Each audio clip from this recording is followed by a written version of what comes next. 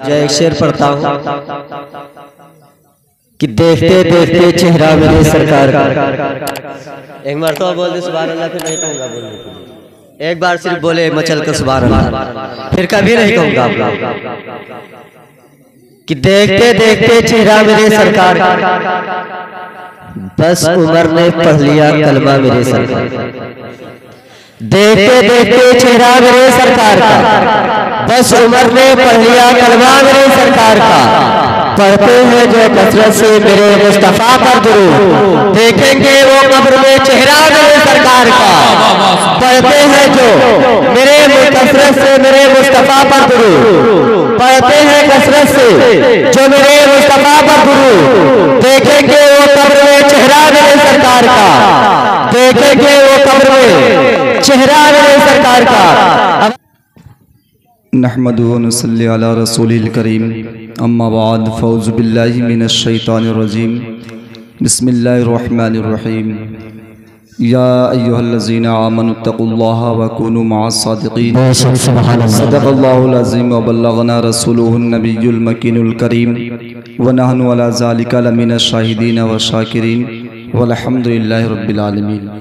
हज़रात, अपनी अपनी मातों की निगाहों से आप तमामी हज़रात देख रहे हैं कि दूर नज़दीक से चलकर उलमा इकराम तशरीफ़ ला चुके हैं, जैसे कि आशिकाने हुज़ूर ताजुश शरिया सना खाने मुस्तफ़ा हज़रत हाफिज़ व कारी अब्दुल जब्बार खान साहब क़िबला रज़वी, जो कि सादुल्ला नगर से चलकर आपकी मोहब्बत में तशरीफ़ ला चुके हैं माशाअल्लाह।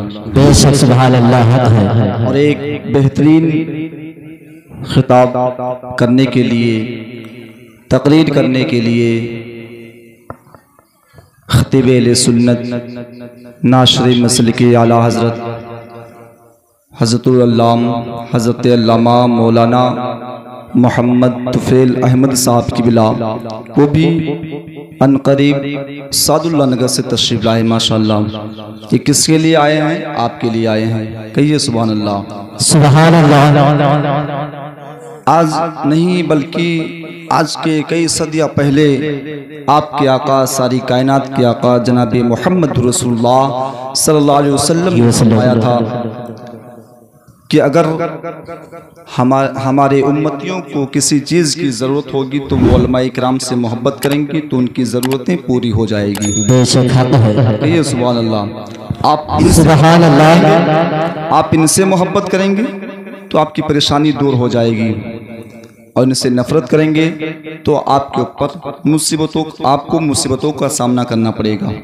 आप इनसे मोहब्बत करें।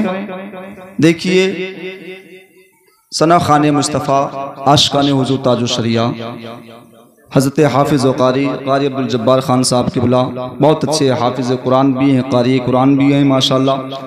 आज उन्हीं के कदमों की बरकत है कि अहले स्टेज पर बहुत से ऐसे बच्चे हैं यहाँ कि हज़रत से इल्म हासिल किया।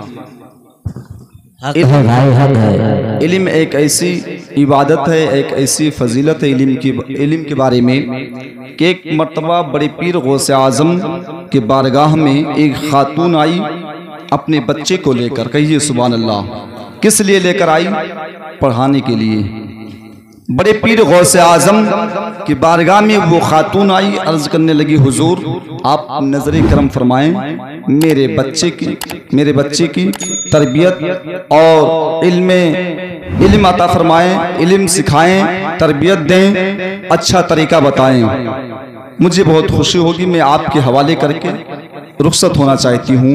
बड़े पीर गौसे आज़म ने फरमाया कि ठीक है, इस बच्चे को छोड़ दो। जिस कदर हम तमाम बच्चे जो कारी साहब क़िबला के पास तशरीफ़ ले जाकर उनकी खिदमतें किया और उनसे इल्म हासिल किया, इसी कदर बड़ी पीर गौसे आज़म की बारगाह में वो खातून अपने बच्चे को छोड़ी कि आज मेरा बच्चा अगर पढ़ ले जाएगा, आलिम दीन हाफिज़ कुरान बन जाएगा तो आखिरत के लिए हमारे लिए बख्शिश का परवाना बन जाएगा। कहिए सुभान अल्लाह।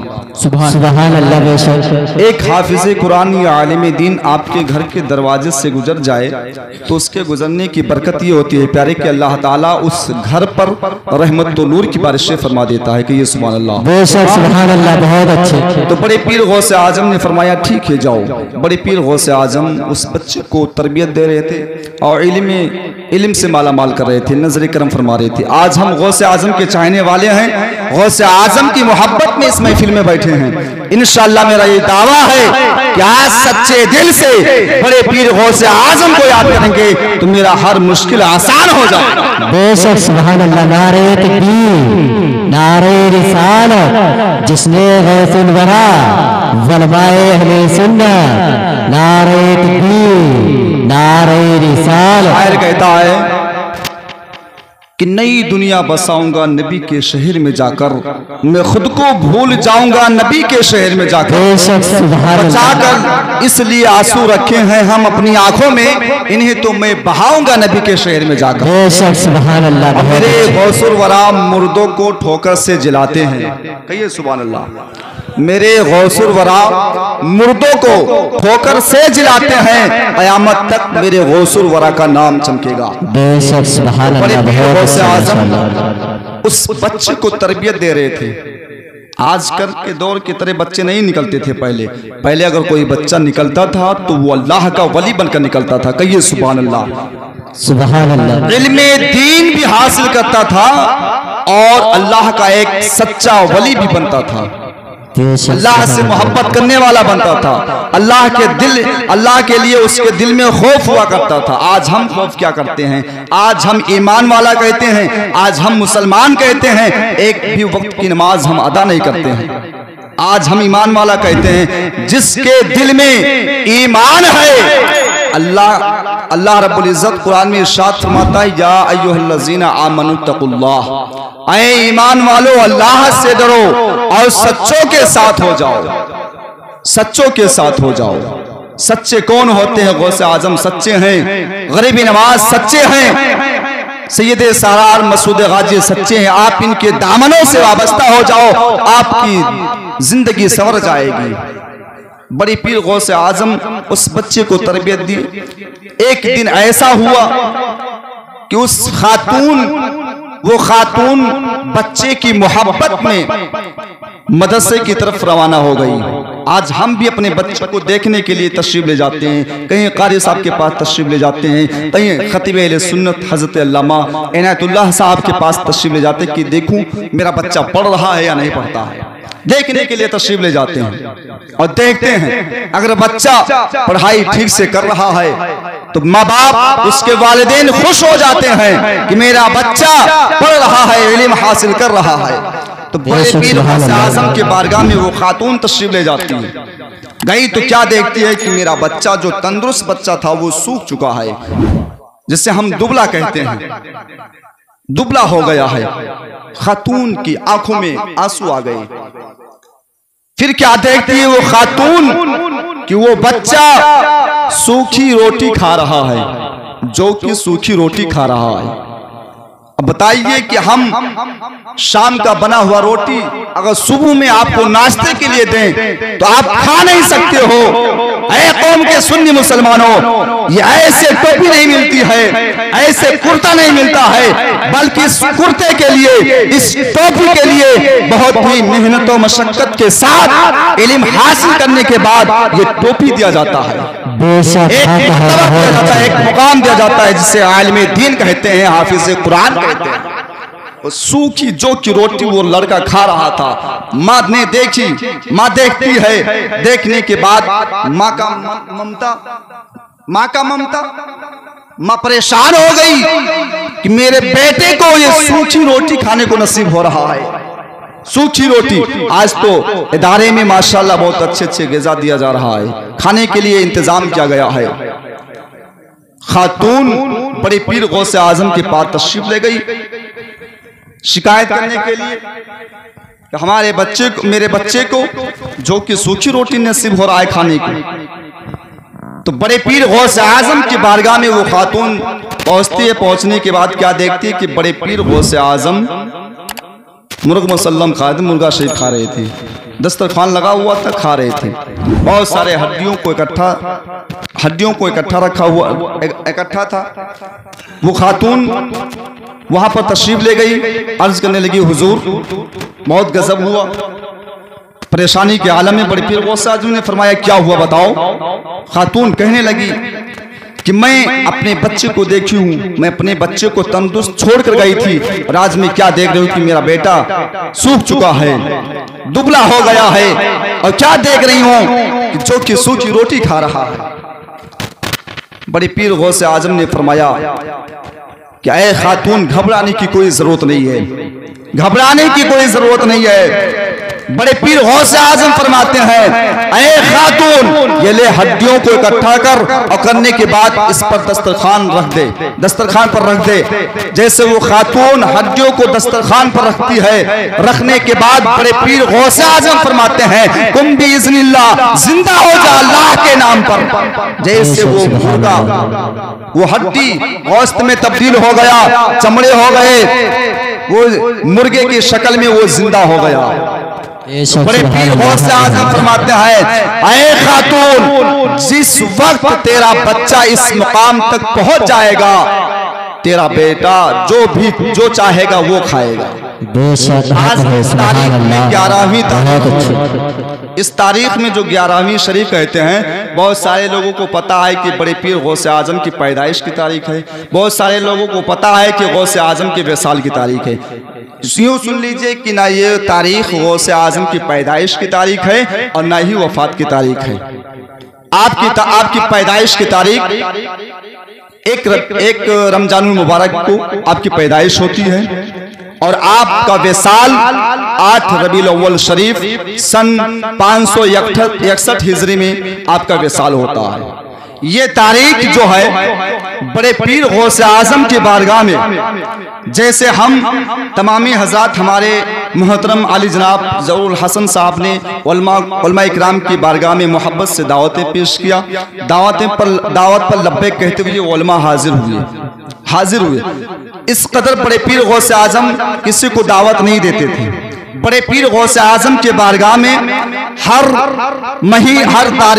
साल में रबीउल आखिर की आखिरी तारीख यानी 11वीं शब में 11वीं तारीख में, जो 11वीं तारीख थी आज यानी दिन में, अब तो मगरिब के बाद तारीख बदल गया। 11वीं तारीख में बड़े पीर गौसे आज़म की बारगाह में नमाज फजर से लेकर इशा तक उनकी बारगाह में, बड़े पीर गौसे आज़म की बारगाह में बड़े बड़े उलमाए किराम और औलियाए किराम, कुतुब अब्दाल, बड़े बड़े बादशाह बड़े पीर गौसे आज़म की बारगाह में आते और जिक्र इलाही किया करते थे।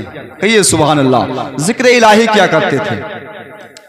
और इस को उलमाए किराम ने, बुजुर्गाने दीन ने, हमारे मुफ्तियाने निज़ाम ने इसको 11वीं तारीख भी रख दिया और इसको करना यानी बुजुर्गों के तौर तरीक़त पर अपना लिया।